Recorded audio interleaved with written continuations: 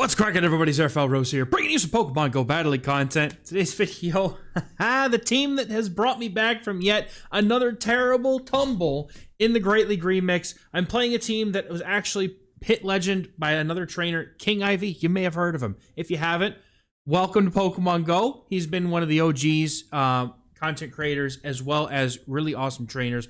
And he was running a team of Shadow Dusclops, Pangoro, and Shadow Primeape. Now, I have a Shadow Primeape. The IVs aren't stellar, but they're good enough to say, you know what, I built it. And this team went on an absolutely disgusting rip today. In 4 sets, I went 16-4 and got almost all of the elo back that I lost. Let's get into these battles so you guys can see this team in action, because I guarantee you that this is a fun one. There's quick games, and man, if you win, it feels so good. Now, we're going to be able to get into a Typhlosion lead in this first game. Dusclops having straight 3 pacing to Shadow Punch is kind of nasty, I'm not gonna lie. And one lands, and it's already putting this Typhlosion in the red. And Typhlosion, while on its own, I certainly, would be upset if something was in the back that were able to beat my back line.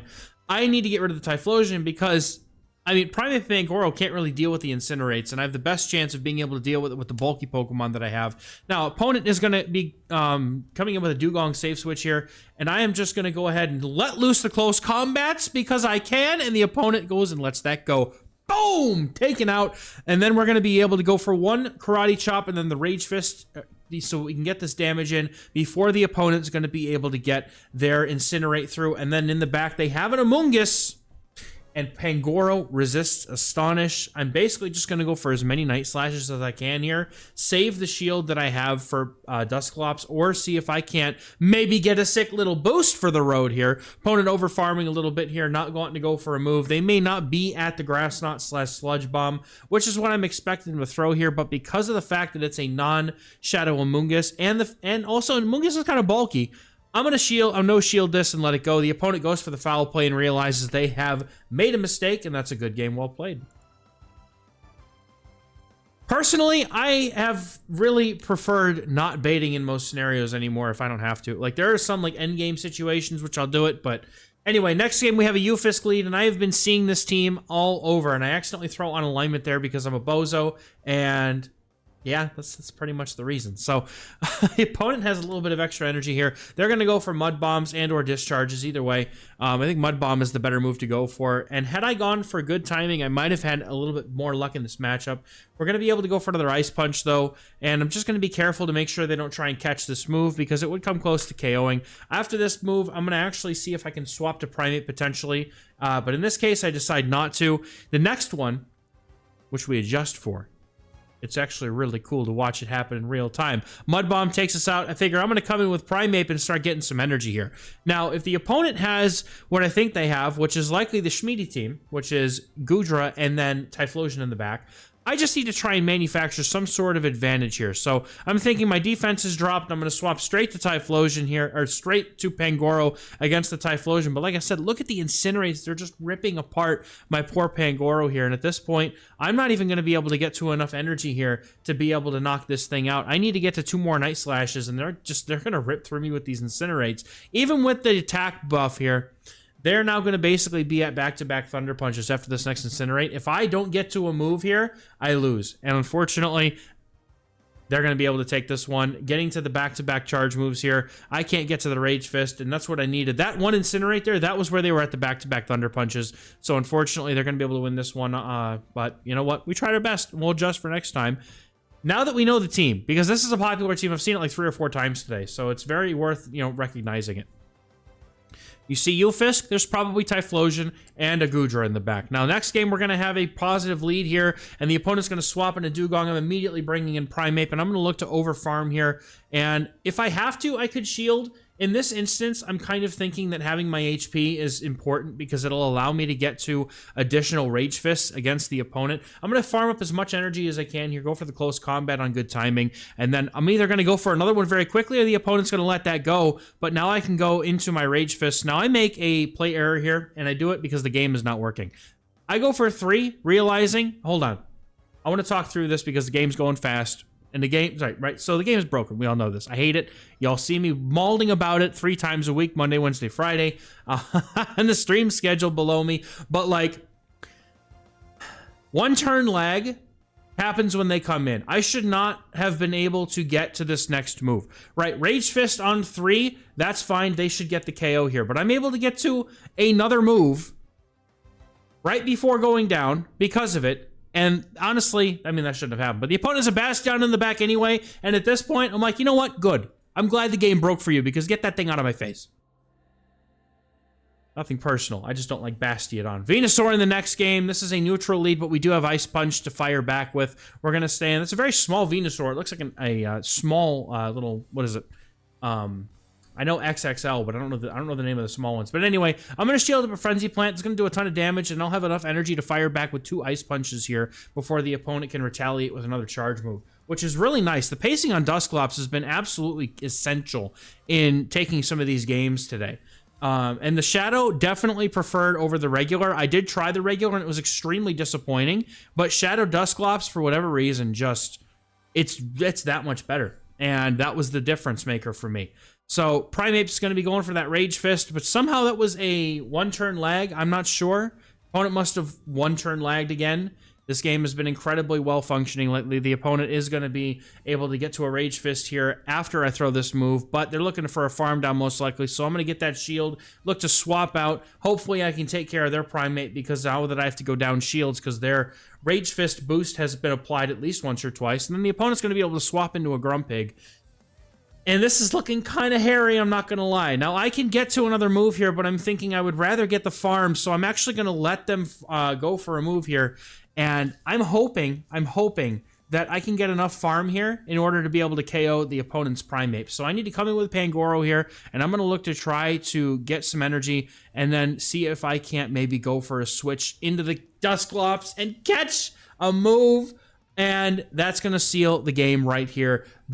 I finally get a catch that actually goes in my favor. The opponent's going to try to make a switch. They were 1 off the move, if I'm not mistaken, which means I can go ahead and go for this close combat. We're going to knock out the Primeape and get an Ice Slash to be able to take out the Grumpig. I did not think that was going to work out in my favor, but thankfully we were able to get there. Well played to the opponent. I have no confidence in my plays anymore. I just assume the worst every time. Like, this person's on Astonish, surely. No, they are on Hex. I do have enough bulk on my Dusclops to be able to stay in for a few fast moves and throw a Shadow Punch. This gets an early shield off the opponent, and if I can get them to throw their energy here, I'm just going to say, you know what? Because you're on Hex, I can take a Shadow Punch.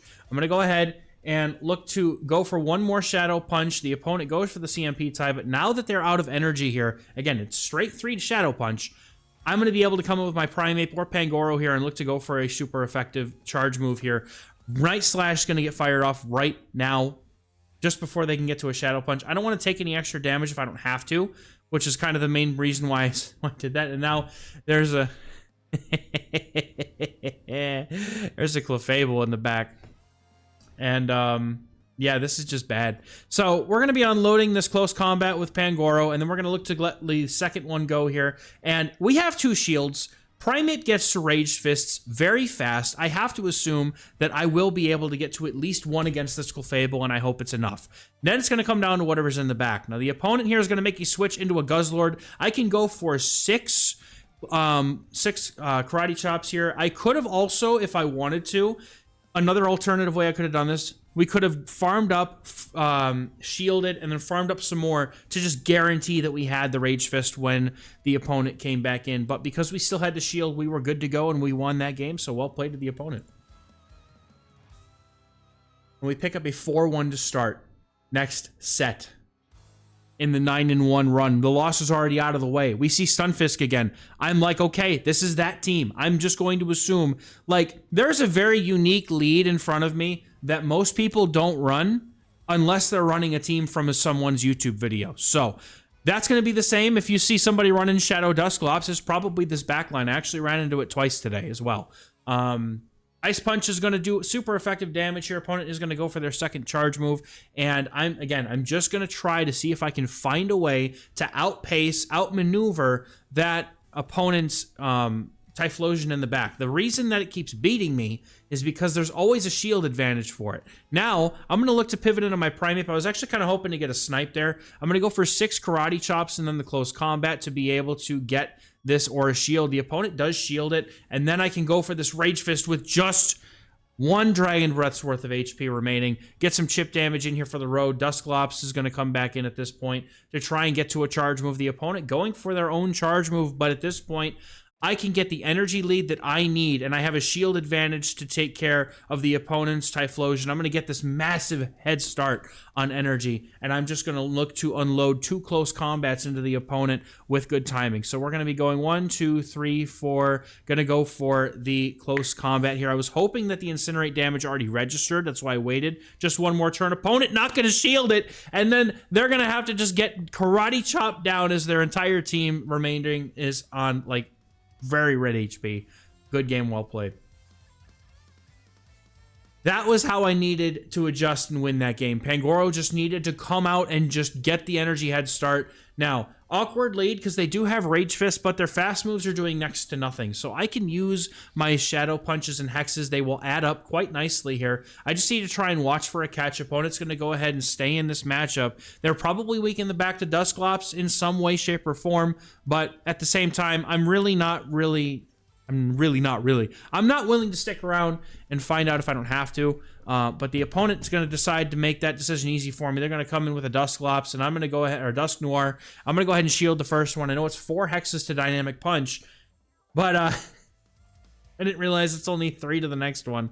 The opponent is right here sitting on a Dynamic Punch, and I forgot that the pacing was 4-3. Or maybe I missed a hex somewhere. Y'all let me know. But I let that go because I didn't think it was going to be a Dynamic Punch, but it was indeed. Now I can come in with Primeape and get a nice little head start on energy. Opponent's Primeape is getting kind of low. They have a Grumpig in the back, and we're going to be able to go for the Rage Fist. Super effective. Rage Fist does a lot to a Grumpig, and that is a Shadow Grumpig as well. I'm going to be looking to try to make a catch here right before I get to the move. The opponent holds on and throws, and I'm like, oh no, they probably went for a Shadow Ball then. So I'm going to go ahead and shield up. Opponent did go for the Dynamic Punch. I mean, I'm low enough that the Dynamic Punch would make sense anyway. So hopefully, we're going to be able to pull this one off. The opponent is going to be going for some more energy, but they miscount, and I'm able to get to the Shadow Punch, and that's going to be the game-winning move here, as the opponent's not going to have the ability to go for anything more than just a couple of Psy Waves before getting taken out by the Hex here. Good game. Next game up, we got Shadow Dusclops into a Furret, nightmarish of a lead, but we're going to be pivoting into that Primeape, and the Primeape is in the perfect spot to guarantee that we're going to get some sort of shield advantage, or I mean, some kind of an advantage. It's just that kind of Pokemon in this meta. It's going to hit something really hard, or it's going to force them to give up shields. Now, unfortunately, the Furret plays me for a fool. They don't swap out. I thought they would. So I'm shielding, but I'm going to get rid of this Furret, and I'm hoping that that might be the hardest answer that they have to my Dusclops. And so they're going to come in with Cladoll. They're keeping this away from the well, they're trying to keep it away from the Dusclops, right? But they have some energy. Dusclops is still very healthy, though. So I'm very okay with coming back in with that and tanking whatever they throw. They're going to come in with their own Dusclops. And at this point, my win condition feels kind of clear. I should be able to come in with Pangoro against the Dusclops and just use my own Dusclops to handle the Cladoll at the end of the game. We're going to be looking to go for these Night Slashes. Excuse me. But opponent does have Ice Punch. I get to find out how much this does. I could, if I wanted, just keep farming and take another Ice Punch, but I don't really know that I should. And so in this case, I'm going to go ahead and just not. I'm going to go ahead and say, you know what? I'm going to put my faith into Pangoro. We can just go for a couple of Night Slashes and we're probably fine. And then I get the attack drop, which is also completely normal for me. Scorching Sands debuffs seem to find their way onto my screen in every possible way, and unfortunately that's going to end up mattering. But they are low enough after not shielding that I can simply Hex down with the Dusclops and take that game. Well played. Okay, next game, we got Hippowdon. I'm pretty sure I've seen this trainer before because this is a very unique lead, and then they are going to be staying in with that Hippo. I'm going to go straight for the Ice Punch here and look to try and apply some super effective damage to this thing and see what we can do from here on out. Ice Punch is going to get the first shield here off the opponent. We can go for another Ice Punch, but the opponent strikes second with a move. I'm going to shield this up in case it's Scorching Sands because it would hurt, and looking for a debuff. No debuff. I'm going to go straight for the Ice Punch here, looking to try to make something happen. We're going to go straight into the Primeape after that lands to get the snipe down with the Karate Chops, and the opponent's response, it's Guzzlord. Oh no. I'm going to be looking to go for, I believe that was 6, if not 6 or 7. I'm going to go ahead and just assume it was 6 or 7. We close combat for the win here because Forretress is in the back. We're going to be going for as many of these karate chops as we can. I also realize I'm probably not going to be able to get the 2 moves here before we get farmed down, so I'm going to go unleash this close combat and let Pangoro come in here, and then 1 close combat will be reached before they're going to get to even a potential Rock Tomb bait, and that's, I mean, they were at it, but I'm just going to go ahead and throw it right away, and then come into my Dusclops. We're going to be able to tank this energy no matter what it is and hex down after this. Good game to the opponent. That's just unfortunate, but I'm telling y'all, these close combaters have just been going off today.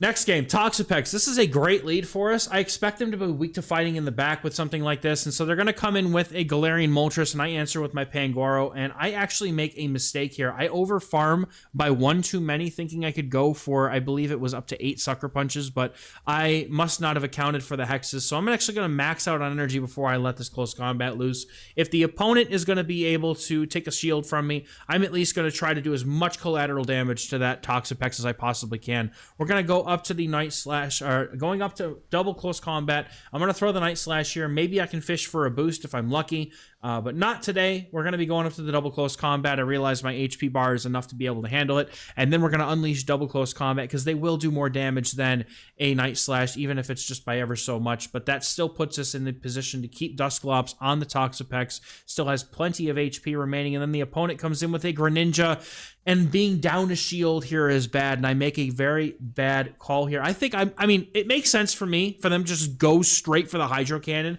because of the shield advantage that they have, but opponent goes for a cheeky bait, and I fall for it. Unfortunate, but we're going to be able to do some boosted damage with these Rage Fists and CMP. The opponent does win CMP here, but because they went for the move, I'm hoping that I might be able to hex down.